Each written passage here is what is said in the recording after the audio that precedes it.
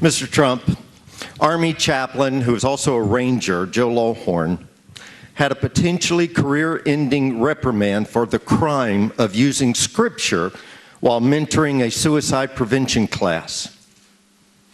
Navy chaplain Wes Motter, who is present today, was detached for cause and threatened with separation for using biblical answers to questions during pastoral counseling sessions with sailors in his command. Air Force Senior Master Sergeant Phil Monk was relieved of duty when his lesbian commander tried and failed to force him to vocally voice his open support for her personal views on marriage.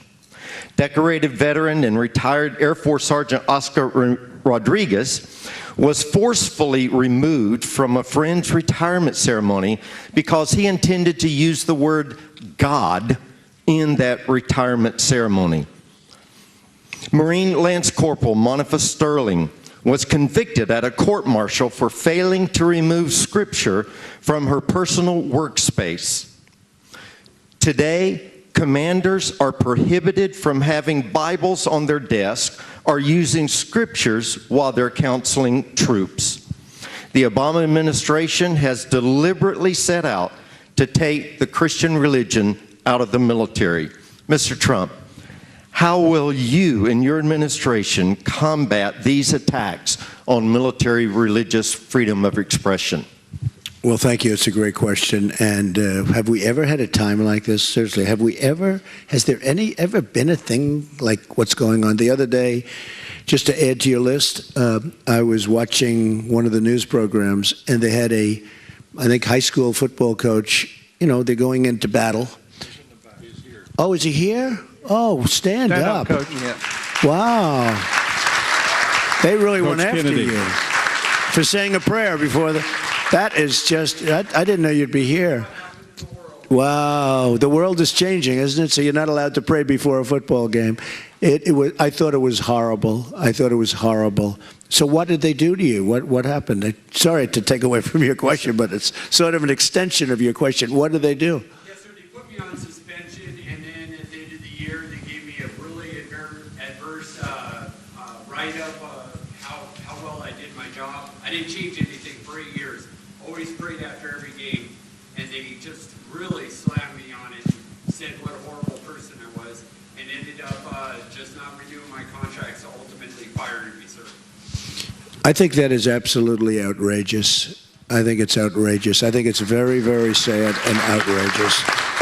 Okay? Religious liberty. Hey, it's about religious liberty. And there has to be a melding of both. We're living in a time where you have to have a melding of both. But it's very unfair what they're doing to religion in this country. And, you know, one of the things that I'm doing, and we have the Johnson Amendment. You know what that is? That Lyndon Johnson in the 1950s passed an amendment because supposedly he was having a hard time with a church in Houston, with a pastor. And he passed an amendment saying basically if you're a pastor, if you're a religious person, you cannot get up and talk politics. You can't really, here's a prime example of it. You know how strongly I feel about it.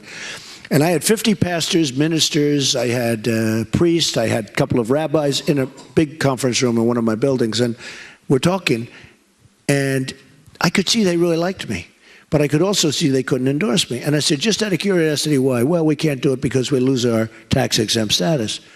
I said, why is that? In other words, you're taking away your freedom of speech. And they started telling me about the Johnson Amendment, which really was the first time. And I started studying it, and we had a meeting a month later.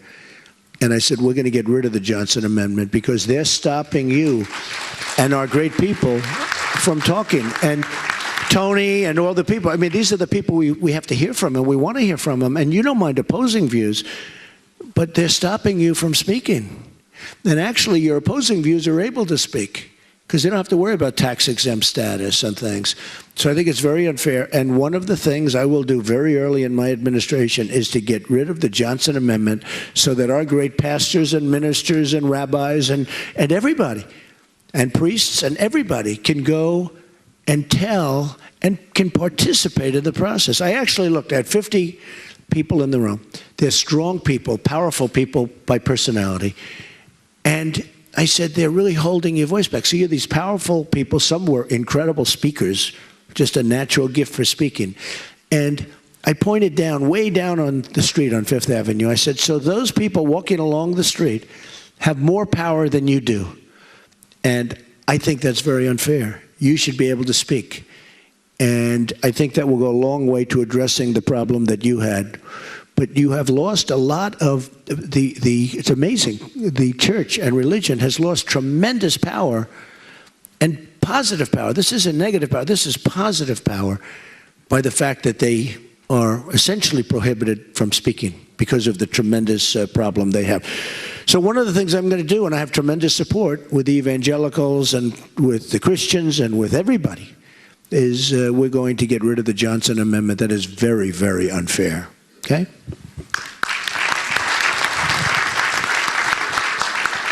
Thank you, Mr. Trump. In fact, in relation to that, last week, the Republican leadership introduced a measure that would, in fact, repeal the portion of the Johnson Amendment that prohibits speech by churches and nonprofits, and that was in large part because of the visibility you've given to that issue, in fact, insisting that it be in the GOP platform, the repeal of that as well. So we thank you for speaking out. I'm very honored by that. Yeah, they did it last week, so that's the beginning of my process.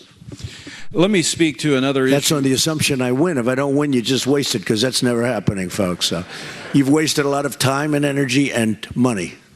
Well, yesterday, speaking of the Johnson Amendment, yesterday was the Pulpit Freedom Sunday, and there were thousands of pastors across the nation, myself included, that preached messages about this election and the importance of this election.